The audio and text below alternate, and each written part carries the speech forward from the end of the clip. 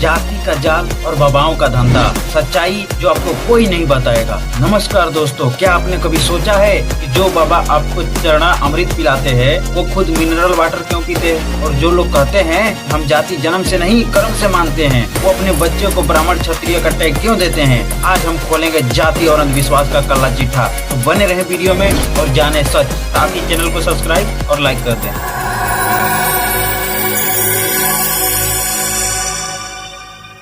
चातुर्वर्ण्यम मया सृष्टम गुण कर्म विभाग स तस्य कर्तारम अपि मम विद्या कर्तारम व्यम। दोस्तों, इस एक श्लोक को दिखा दिखा कर बहुत से बाबा अपनी अपनी आस्था की रोटियां सेकने में लगे हैं, लेकिन सच्चाई तो कुछ और ही है। जरा एक नजर इस वीडियो पर भी डालिए। चातुर्वर्ण्य मया सृष्टम गुण कर्म विभाग स गुण कर्म विभाग स।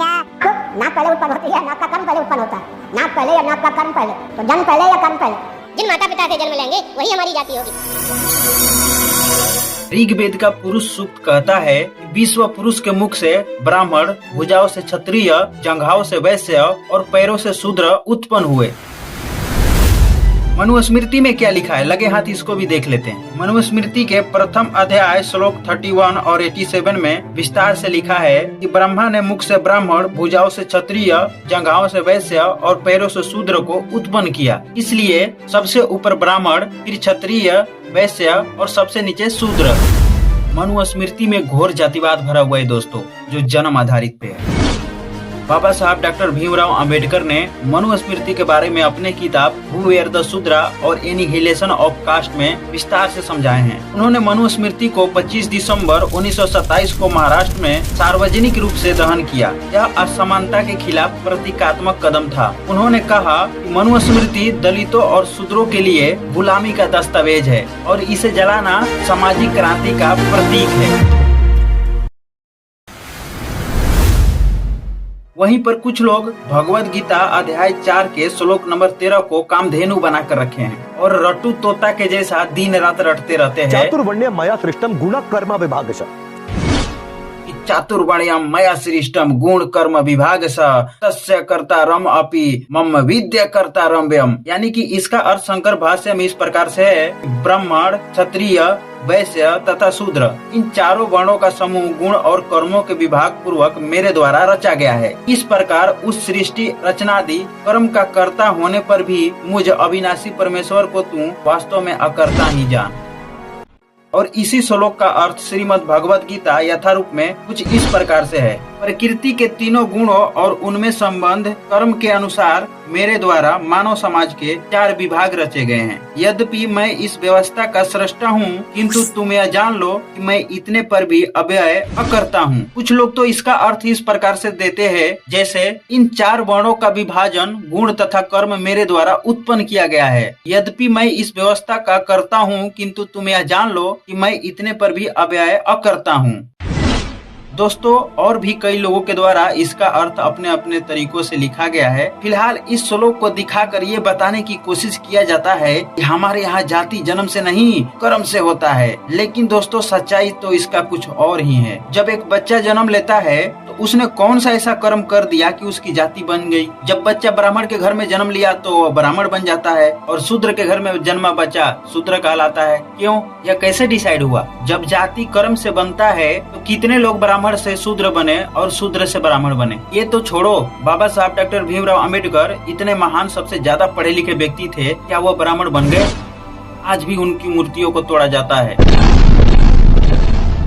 उत्तर प्रदेश में पिछले 4-5 महीनों में 13 से ज्यादा मूर्तियां तोड़ी गई और पंजाब में गणतंत्रता दिवस के दिन एक व्यक्ति हथौड़ा लेकर बाबा साहब की मूर्तियों को खंडित करने की कोशिश किया और अभी हाल ही फिलहाल में सीजीआई पे हमला हुआ, उन पे जूता फेंका गया। क्यों? ये तो कर्म से ब्राह्मण हुए ना, तो फिर ये भेदभाव क्यों? क्योंकि ऐसे जातिवादी मानसिकता के लोग नहीं चाहते कि कोई उनके बराबरी में बैठे और आए दिन SC ST दलितों पे हमले होते रहते हैं।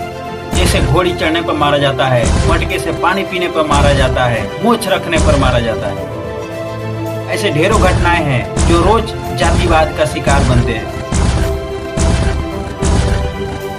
आखिर इतना नफरत क्यों है? ये सब कौन करता है? कहाँ गए वो कर्म पे ज्ञान देने वाले? क्यों नहीं देते बराबरी का अधिकार? गीता का श्लोक दिखा के पल्ला झाड़ने से नहीं होगा। ये कर्म नहीं, जन्म का जाल है दोस्तों। नेशनल क्राइम रिपोर्ट ब्यूरो का डेटा कहता है कि 2022 में 50,000 प्लस दलितों पर अत्याचार के केस दर्ज हुए। लेकिन सवाल है कितने बाबा पंडित इसके खिलाफ बोले? जवाब है कोई नहीं।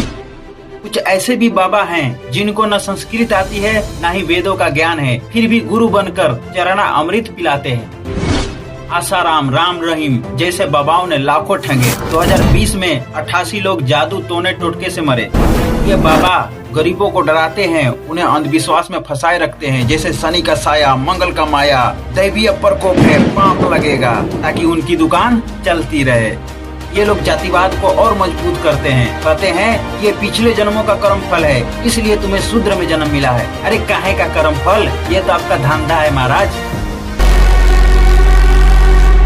जब हम जाति और बाबाओं के खिलाफ आवाज उठाते हैं, ये लोग हिंदू मुस्लिम का कार्ड खेलते हैं। क्यों? क्योंकि आपका ध्यान असली मुद्दे से हट जाए और आप हमेशा हिंदू मुस्लिम में फंसे रहें। आपको सवाल पूछना होगा उनसे जो आपको पखंडवाद और अंधविश्वास में फंसाते हैं। साथ ही आपको तार्किक सोच को अपनाना होगा और अपने बच्चों को शिक्षित बनाना होगा। शिक्षा से ही अंधविश्वास टूटेगा। और हमारे जैसे यूट्यूबर को लाइक कमेंट करके सपोर्ट कर सकते हैं। दोस्तों, ग्रंथ और सबूत में हम सच दिखाते हैं। साथ ही हमारे महापुरुषों के विचार और प्रेरणा से अंधविश्वास का पर्दाफाश करते हैं और वैज्ञानिक सोच को प्रमोट करते हैं। तर्क ही हमारा हथियार है। मिलते हैं अगले वीडियो में, एक और पखंडवाद को बेनकाब करेंगे। तब तक के लिए नमस्कार, जय भीम।